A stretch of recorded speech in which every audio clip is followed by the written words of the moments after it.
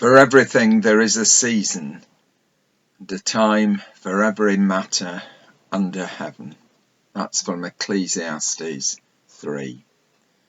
The teacher, the writer of Ecclesiastes, writes about the importance of time, and then some 500 years later, St. Paul warned the people of Ephesus, as he does us today, to make good use of our time when he wrote, "Be careful then how you live, not as unwise people, but as wise, making the most of time." And that quote you'll find in Ephesians 5. However, whatever we did with our time yesterday is past, it's gone. We can't change it or get it back. So we should always try to make the best of our time. A few years ago, I remember a doctor speaking about the time he spent as a prisoner of war during the Second World War. And then he spoke about forgiveness. He said that he had forgiven because he'd been brought up to forgive. He remembered that as a small boy he'd come back from school and told his mother and father that he hated one of his classmates. His father said, "You must never say that you hate someone. Time is too short to hate. When someone has hurt you, forgive them. Forgiveness is what makes them think. And if they're not willing to forgive themselves, your forgiveness hurts them." This advice from his father, he said, had enabled him to forgive his captors and to move on and not live with hate in the past.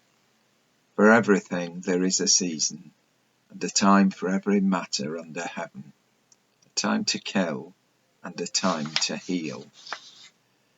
I remember a friend of mine telling me of a school trip he went on to the lakes when he began teaching in the 1960s. The teenagers had put up their tents, helped by their teachers, and it was early evening. My friend saw one of the older teachers sitting on a rock just above the camp. He walked up the hillside and sat beside him. The older man said nothing. He just stared out across the valley and down at the camp, which was filled with bustle and laughter as campfires were lit and the evening meal prepared. Time went by. "A penny for your thoughts," my friend said to his silent colleague. After some time, the older man spoke. "I was thinking how lucky I was to be sitting here in this place." Another long pause. "You see, I was a prisoner on the Burma Railway during the war. Isn't this a beautiful place?" This was a moment my friend never forgot and would retell and recall many times during his own life, especially at times when he felt overwhelmed by things which he realized did not really matter. For everything there is a season and a time for every matter under heaven, a time to throw away and a time to keep. I was watching a television interview on Saturday morning with a doctor from Afghanistan. He spoke with concern about his family and his friends and of the people of Kabul as they wait suspended in time for what will be.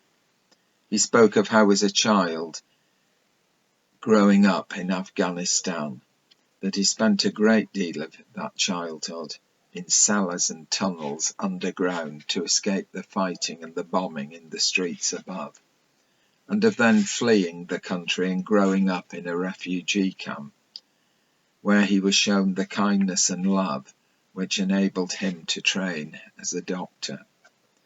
In time, he was able to return to Afghanistan and use his skills as a doctor to help those in need.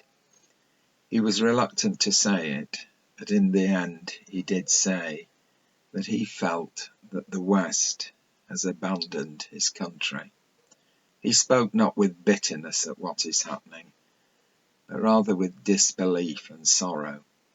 The situation in Afghanistan is potentially a humanitarian disaster in the making.